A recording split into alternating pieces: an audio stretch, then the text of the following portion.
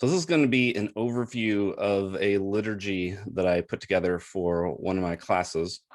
And I'm going to be talking through it, but also want to, first of all, just give a little bit of information about who I am more in spiritual community with these days. And because I think that will provide some helpful background for what's going to be in this liturgy. So the people that I am more in community with now are going to be more progressive Christians.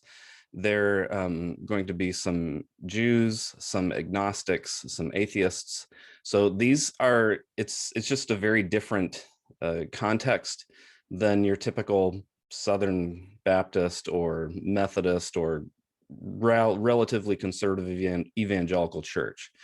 And so the people that I'm more in community with, they're going to feel very exiled from evangelicalism for a number of reasons. One is that the typical evangelical theological script just feels very disconnected from reality. And then also there's a lot of relational pain that we have to sort through. And so yet despite all of that, there's still this feel for a longing for community. There's still this feeling like there's something more going on here. And because of those wounds of relational exile, I really want to invite people within this context in to a healing relationship with their self and with their neighbor, and perhaps to wonder if maybe they might find God in some way there. So I recognize right off the bat that this liturgy is not going to work in most churches.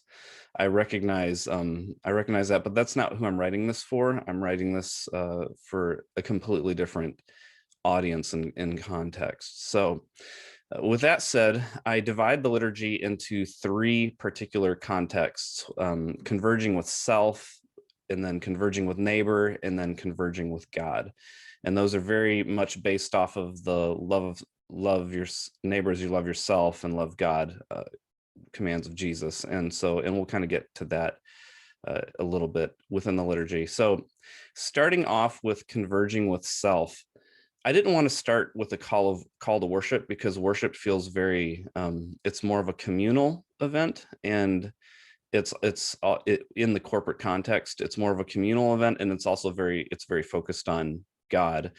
And I felt like that was too early in this particular liturgy to introduce others and to introduce God into the picture. I wanted to start with the individual connecting with the wonders and the wounds within their own self, and then we'll go out from there through the liturgy. So it starts off with this liturgy. I call it a Liturgy of Wounds, and it's based off of a book by Anne Porter called Living Things. It's some of her poems, and it's a poem about Adam and Eve lying on the ground outside of Eden, and they're hungry. The animals aren't coming to them anymore.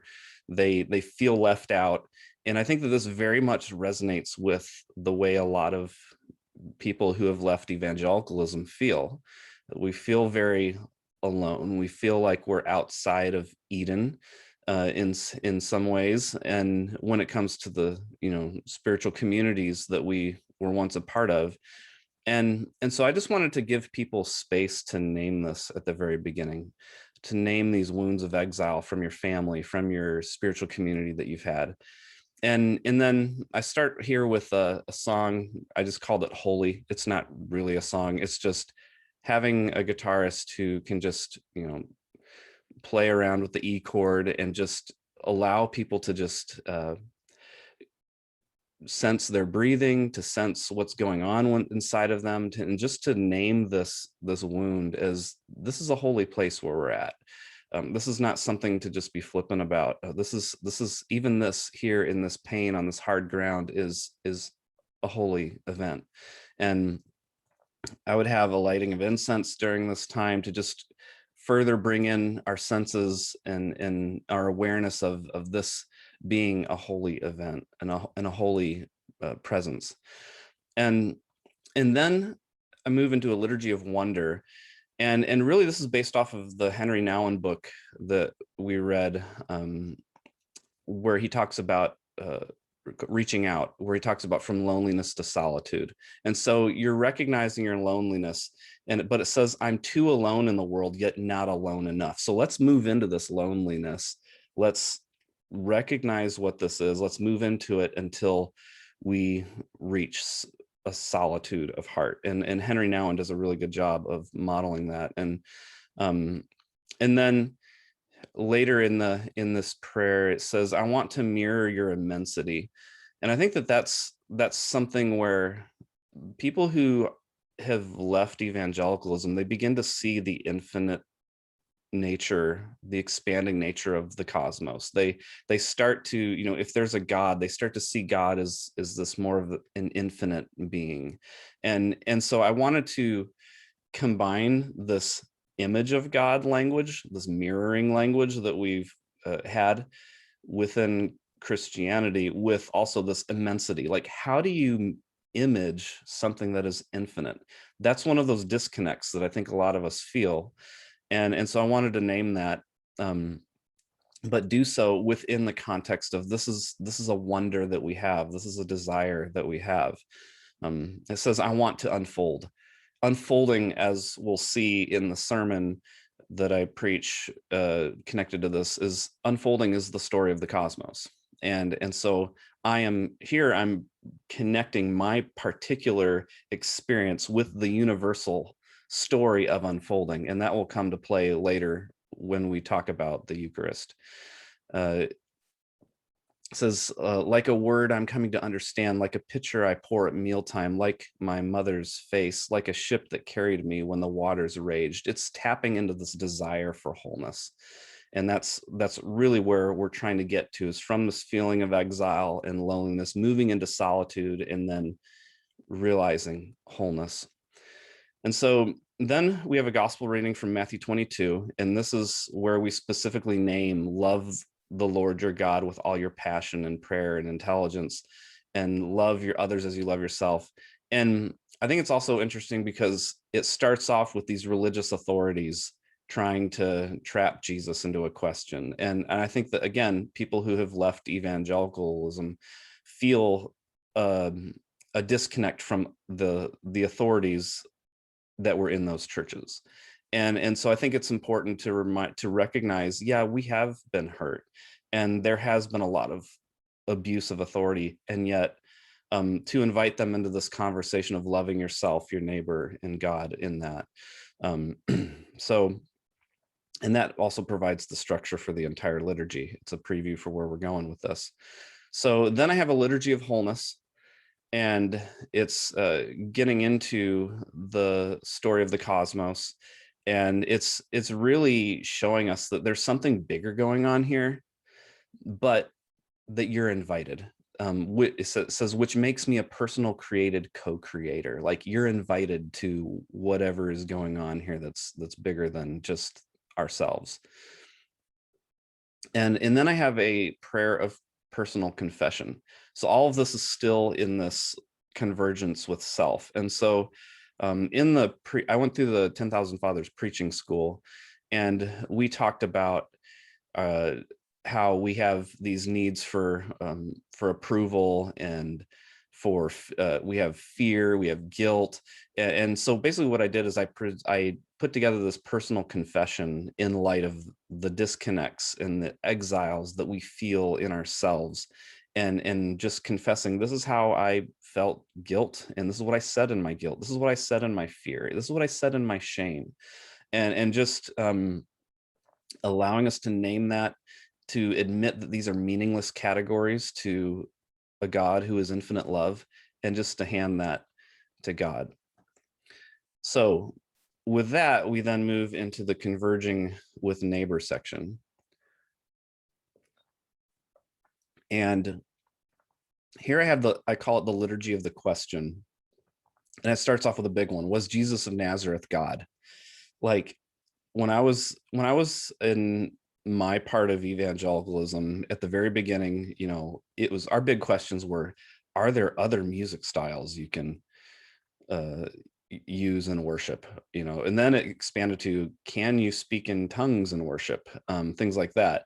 But people who have outright left the church, they may be wondering more like, is Jesus God?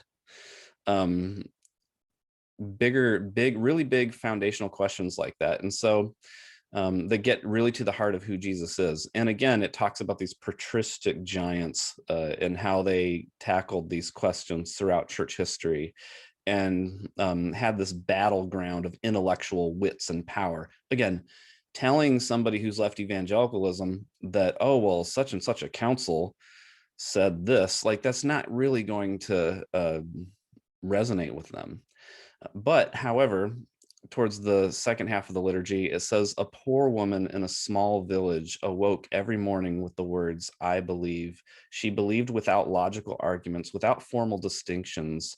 She threw herself wholeheartedly into the arms of God. She did not ask the question, she was the question. Like, I think that people who are hurt by power, they connect very well with people on the underside. And I think that's where these liberation theologies can really come in and really help people and resonate with people who have been hurt by church authorities and structures, to begin to connect with the poor woman in a small village and how she can connect with God from her perspective. And so I'm inviting liberation theologies into this conversation at this point. And again, she did not ask the question, she was the question. Our identity is what is the question here. This liturgy here invites us to move into the simplicity of love. And then I've got a song called Dark Mirrors, and this is from my album that I released in 2019.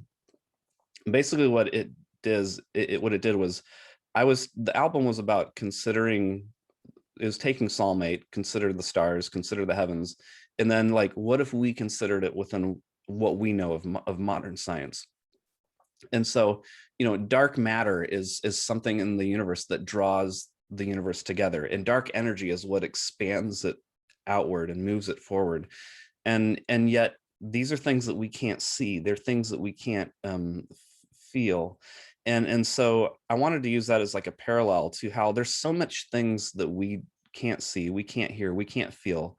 But Paul talks about how we're looking through a dark mirror. And so this song is kind of it's kind of playing with that, and in giving a voice to, there's something beyond gravity that's pulling us together. We're much more than just nothing. There's a deeper reality going on here. And it's moving us forward. It's drawing us together by beauty. It's an unseen mystery, a deeper reality, and love is expanding us forward. And so these are, again, beginning to consider how we consider the heavens and how we see the heavens, and then invite people into a deeper spiritual conversation through that. The next song I have here is called Hope. And I'll apologize. I've been sick the last few days, so my voice is kind of killing me, but we're going to get through this. So this is a song by the band Sleeping at Last. And I think that one of the things that people who have left evangelicalism really struggle with is worship songs. And one reason why is because worship songs really often tend to categorize us as lost, dead, depraved, having nothing good in us. They're very identity forming. And in this psalm that we're considering for this is Psalm 8. It says that we're actually crowned with glory and honor. And so I wanted to include a song here that has more of a healthy view of self and neighbor, that we are sacred, we are strong, we are beautiful, and we belong. Please hear our unheard song, because I'm not really I don't often hear worship songs that cultivate a healthy love of self or a healthy love of neighbor. Oftentimes we're very categorizing in of ourselves. And it says there's hope in our eyes when we truly see each other. It starts with self-awareness. This is where the 10,000 Fathers journey that we went on a few years ago really started. It started with self-awareness, and that self-awareness fosters neighbor awareness. That once you see one another, you can move toward one another in empathy, and that's when you embrace one another in love, and embrace fosters more embrace. And so I think the song is just a really beautiful opportunity to give voice to that. I have a section here called Prayers of the People, where it's more of a spontaneous voicing of what is happening within and amongst us. And then a prayer of corporate confession and assurance. And it says, shall we say farewell to our beautiful land, placing ourselves under your yoke? Shall we pour our hearts to you, confessing our manifold sins and begging forgiveness, tears streaming down our cheeks? I think it's a confession of our confusion, especially for people who have grown up in the church and now they're outside of it. And there can be this confusion of how do you even like confess to God? Like, what does that look like? And it goes on. It says, "Dear God, be good to us. The sea is so large, and our boat is so small." That's from another prayer that I kind of combined with this. And I think what I'm wanting to do is just help us to confess our confusion. Like, we don't know how to relate to the infinite. So just please be good to us, because the sea is so large that we're in, and our boat is so small. And so this is what I think that is a confession that I think would resonate with us. And it closes with the worship leader then speaking over the people: deep peace of the running water to you, deep peace of the flowing air to you, deep peace of the quiet earth to you, deep peace of the shining stars to you, deep peace of the Son of Peace to you. And that's a Celtic blessing. And it's just an opportunity to just connect with the cosmos and to feel the peace of God coming to us in it. And so then the next section is the final section, Converging with God. And this is where we have the sermon, Consider the Heavens. And really what I'm looking I'm looking at Psalm 8, and I'm looking at cosmology and how cosmology affects your relationships. And so the ancient world believed in a cosmology of hierarchy. So the question then is, what do relationships within a hierarchy look like? And then what we believe in modern science today is more of relationships of converging, of like a circle dance. Like, what do relationships within a circle dance look like, where everything is related? There is no hierarchy. And I'll just say right up front, the people that I'm in spiritual community with, we're like, evolution in modern science is just assumed. So there's probably going to be some things within the sermon that may feel shocking, especially if that's just not where you're at. But I just want to say that's where we're at. And then we're then trying to figure out, what does that have to do? How does that affect our human identity? And so just be mindful of that when you listen to that. I have the Eucharist here, and really where I come at with the Eucharist is that it's a particular taste of what is universally true. And I mentioned this earlier. It's where the individual can experience what is true everywhere. And so I have it where it's served either by common cup, either through drinking or through intinction, where you dip the bread in the wine. And I have a particular prayer there, or a blessing that the person serving can say to the ones receiving, that I think fits with this theme of the brokenness of Christ bringing a converging together of our bodies.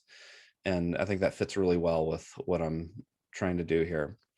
So then I've got a liturgy of converging, and this is where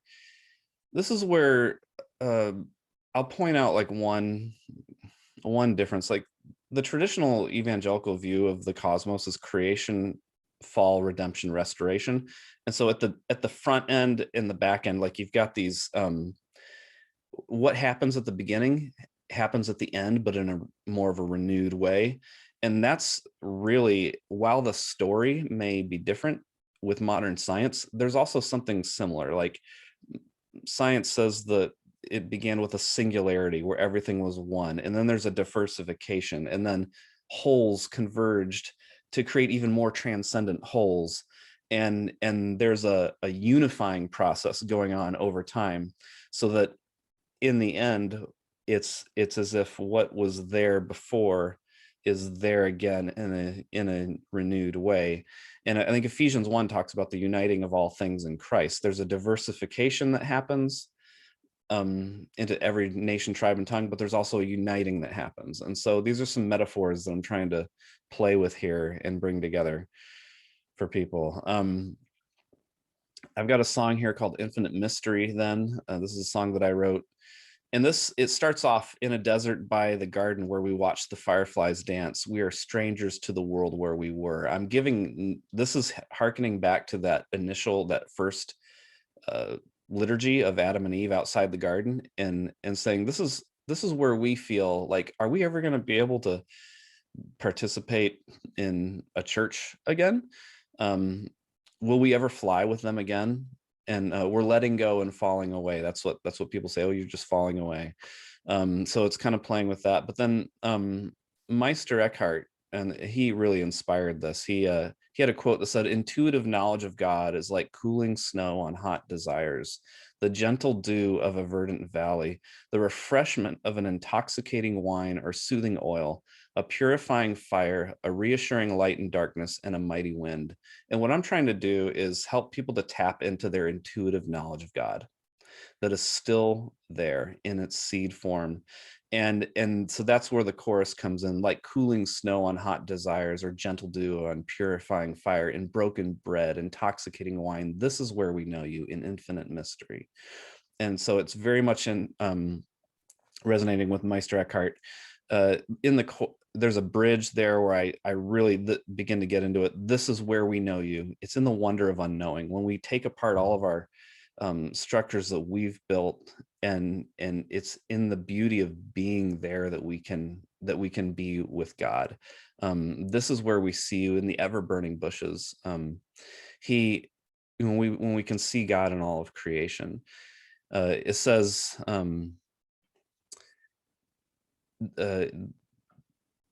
he says, "Back to you we're going, into you we dissolve, till you become our eyes, and as one we evolve." Meister Eckhart said, "The eye through which I see God is the eye through which God sees me." And so what I'm proposing here is that there is a dissolving back into our source, which is God.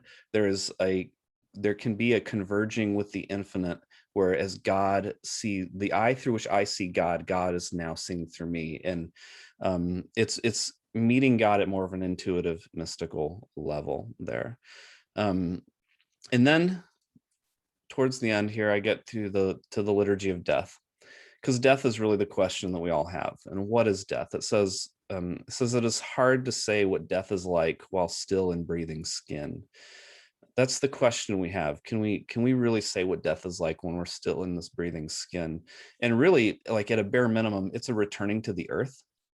It's a returning to our source. And really all relationships converge into our source at death. And so what this liturgy does then is invite us to consider the possibility that our source is divine love, that in death our heart ceases, but our life continues into the way of divine love. It's this dissolving back into the source of God. And that's where I then have a song called "A Billion Years." This is from my album again. And really it's, what is a billion years to God? The science tells us that the universe is 13.8 billion years old. And so if that's true, then you think about God being with this universe. There's a level of stillness and presence and joy that God would have to be present in this unfolding universe for 13.8 billion years before humans ever come to the scene. like that level of love that God would have and presence God would have with the universe, why would God be any different now? Why would God suddenly shift over to be something totally different, like irate and angry and ready to punish?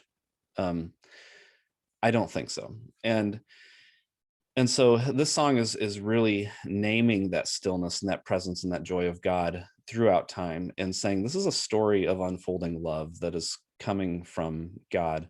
And when I consider the stars, how infinite you are, this is what I'm moving into this dance.